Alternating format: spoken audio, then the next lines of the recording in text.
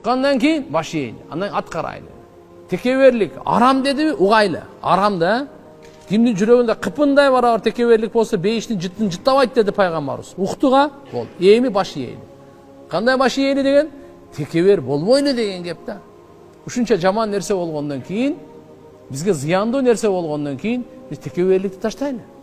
Адамгерчиликти тандайлы. Кичпейилдикти тандайлы. Көрө албастыкты Алла Таала пайгамбарыбыз айтты. Көрө албастык кылбагыла бири-бириңерге. Бул арам нерсе бул. Демек уктук бол деген баш ийели, бирибизди көрө албастык кылбайлы. Кантип дарылайбыз аны? Оңой эле аны дарысы кандай. Көрө албастык кылбайлы. Ал кандай? Биринчи Алла Таалага болгон ишеним. Буга канча өмүр берсе Алла берди. Мен бербей эле турам, башка бербейт. Алла берип атат.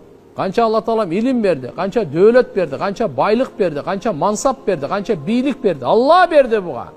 Канча перзент берди, Алла берди. Сен берген жоксуң да. Эми Алланы бергенде каршы чыкпай эле кой. Алланы бөлүштүрүп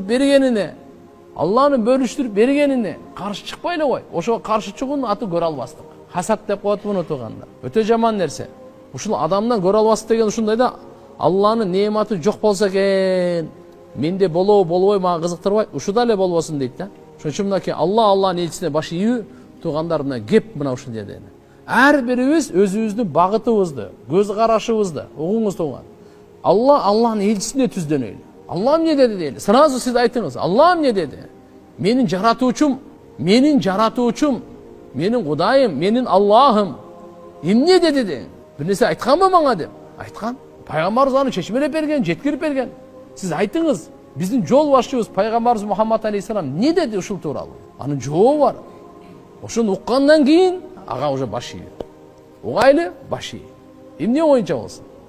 Акча табуубу, үйлөнүүбү, башкаруубу, сапар тартуубу, эмне ибадатпы, мамилеби, кулк мүнөзбү, айырмасы жок. Мына ушу адамдар гана ийгиликке жетүүчүлөр ушулар. Ушулар гана дүйнө ахиреттин бактысыздыгынан кутулуучулар. Кимдер? Уккандан кийин баш ийгендер.